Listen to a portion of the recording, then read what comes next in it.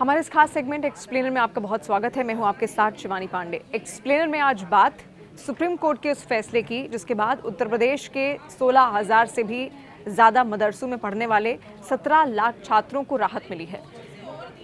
ये पूरा जो मामला है वो अब आप समझिए क्या है, और इसके साथ साथ आप ये भी समझिए कि आखिर उत्तर प्रदेश का जो मदरसा एक्ट है 2004 का वो क्या है। तो सबसे पहले यही समझते हैं कि उत्तर प्रदेश का मदरसा एक्ट क्या है 2004 का।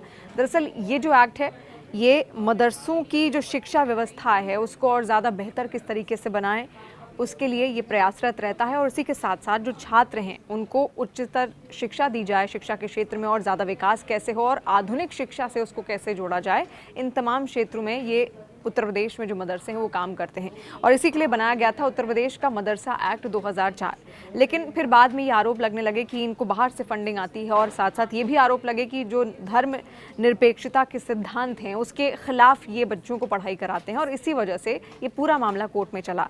इलाहाबाद हाई कोर्ट ने अब इसको लेकर क्या फैसला दिया था वो भी आप समझिए। इलाहाबाद हाई कोर्ट में लंबी जो सुनवाई है वो चलती है, और उसके बाद इलाहाबाद हाई कोर्ट इन मदरसों को असंवैधानिक घोषित कर देता है। जिसके बाद असंवैधानिक तो घोषित किया ही, और इसके अलावा कोर्ट ने भी ये कहा कि धर्म निरपेक्षता के जो सिद्धांत हैं मदरसे उसका उल्लंघन करते हैं। लेकिन आज ये मामला सुप्रीम कोर्ट तक पहुंचता है, और आज सुप्रीम कोर्ट ने इस पर फैसला दिया है जिससे 17 लाख छात्र ऐसे हैं जिनको राहत मिली है जो इन मदरसों में पढ़ा करते थे। और इस दौरान जब ये पूरी सुनवाई चल रही थी तो इस पढ़ाई में भी उनको बाधा ज़रूर आई, और आज उनको राहत इसलिए मिली क्योंकि सुप्रीम कोर्ट ने इलाहाबाद हाई कोर्ट के इस फैसले पर रोक लगा दी है और कहा यह है कि पहली दफ़ा प्रथम दृष्टया ये सही नहीं है। और इसके अलावा उन्होंने ये भी कहा कि जो पढ़ाई है वो लगातार चलती रहेगी। तो आपने ये भी समझा कि उत्तर प्रदेश का जो मदरसा एक्ट है वो क्या कहता है। और उसके साथ इलाहाबाद हाई कोर्ट में जब ये मामला चला तो इलाहाबाद हाई कोर्ट असंवैधानिक घोषित कर देता है तमाम मदरसों को, और उसके बाद फिर पूरा मामला सुप्रीम कोर्ट तक पहुंचता है। और सुप्रीम कोर्ट ने फिलहाल इलाहाबाद हाई कोर्ट के ये जो फैसला उसकी ओर से आया था उस पर रोक लगा दी है, यानी कि मदरसों की जो पढ़ाई है वो लगातार चलती रहेगी।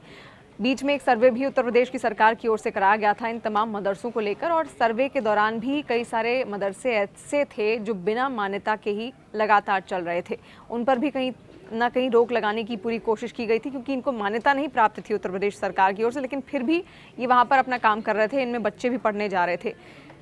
तो आज के इस फैसले को लेकर आपका क्या कहना है, आप कमेंट सेक्शन के जरिए अपना फीडबैक हम तक पहुंचा सकते हैं। और इसके अलावा अगर आपने तमाम न्यूज़ अपडेट्स के लिए, पॉलिटिकल अपडेट्स के लिए, इंटरनेशनल और नेशनल न्यूज़ के लिए अगर आपने न्यूज़ 18 इंडिया के यूट्यूब चैनल को सब्सक्राइब नहीं किया है तो बेल आइकन ज़रूर दबाइए और न्यूज़ 18 इंडिया के यूट्यूब चैनल को सब्सक्राइब कीजिए।